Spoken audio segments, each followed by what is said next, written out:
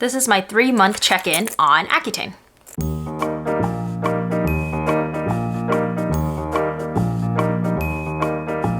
I did not record month 1 and 2, but this is the end of my 3-month and I want to do a check-in.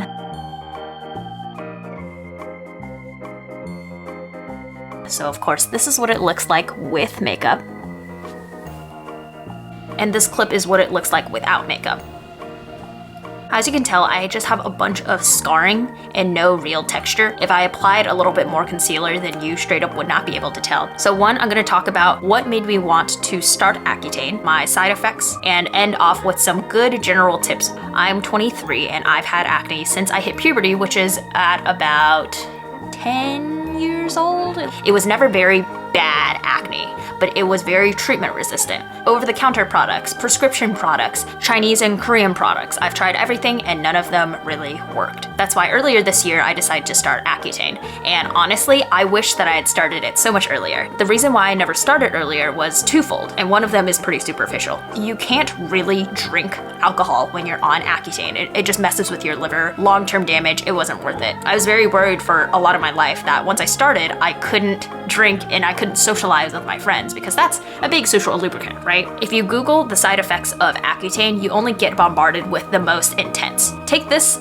with a grain of salt. That was not my experience, but of course that is something that could happen to you. When I first decided to start, I decided to start using a telehealth company called HelloClear. I don't have insurance, so it's the only option for me without absolutely bankrupting myself. But if you do have insurance and do have access to a better dermatologist that is not telehealth, I would recommend them. Accutane's very anti-pregnancy, makes sense because there are known health defects. I submitted my request, they approved me, and I submitted my first of many pregnancy tests. I have to wait 30 days before I get my actual prescription. So that's month 0. Nothing really changes during month 0. You take some progress pictures, you send in your negative pregnancy test, and then you wait 30 days.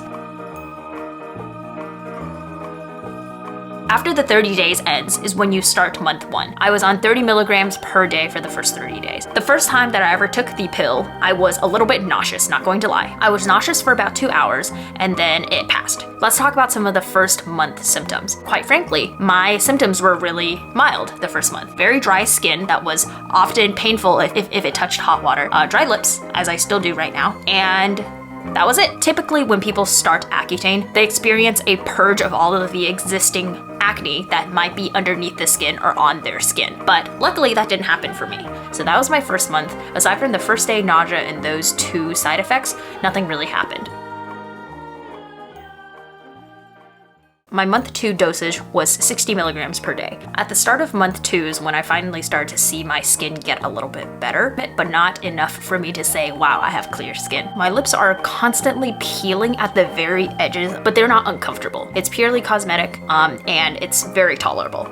At the end of month 2, I also had to do a blood work before I got my 3rd month prescription. They just want to monitor your cholesterol levels and your lipid levels. I know that different places have different schedules for getting blood work done. I've had friends who get blood work done every single month, but for me, I've only had to do blood work once. It might just be a telemedicine thing, but that's the only thing that I had to do. I spent about $130 out of pocket to get the lab work done. When my results came back, I had slightly above normal cholesterol levels, which I suppose were fine because I got my 3rd month and I'm still taking it and I'm doing okay. But just bear in mind that you will have to get blood work done every so often. The frequency will be TBD by your doctor.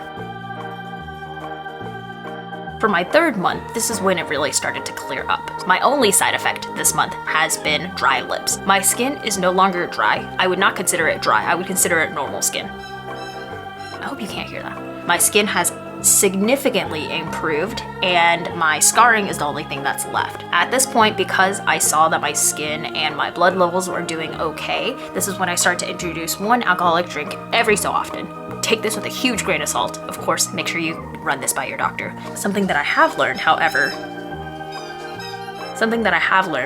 is that if I know that I'm going to drink, I try not to take any Accutane that day. I've also noticed that because I'm still in the meat of my treatment, if I miss 1 day's worth of medication, the next day I will break out. I've only done it twice now, but each of the times I've gotten a new pimple. So for example, this is a new pimple that I got a while back because I wanted to go out and have a night with my friend, and the next day I woke up with a fun little surprise. So don't do that. Month 3 has been very smooth selling, as you can tell. So I'll close off with some general tips. These are all things that I either got from the internet or from my doctor directly, so do your research obviously, but these are what I have been doing. So each time before you take the medication, you want to either take it with a meal or a fatty food. Accutane is fat soluble, so that it is best absorbed by your body if you take some sort of fatty food beforehand. Typically, avocado is what I have on hand. My second tip is, of course, to limit your alcohol consumption, but if you know that you're going to drink a lot, what I have heard is actual best practice is the day before, the day of, and the day after is when you're not supposed to take your medication. Always carry some sort of lip balm or ointment on you. My preferred one is Aquaphor. I have multiple containers of different Aquaphor. Your lips will be dry and they'll be uncomfortable, so you might as well make them comfortable, right? If you're a woman, you're going to be taking multiple pregnancy tests throughout this process. So just go on Amazon before you start and order like an 8-pack or like a 10-pack, whatever is most cost effective. Because you're going to be using it anyway, you might as well just stockpile it and keep it there. Found it very, very helpful to keep the pills at a place that I can visually see them. So at home, I try to keep them on my fridge. That's something that I do. If your pills come like this, and let's just say you have to take 1 a day or 2 a day, take these and cut them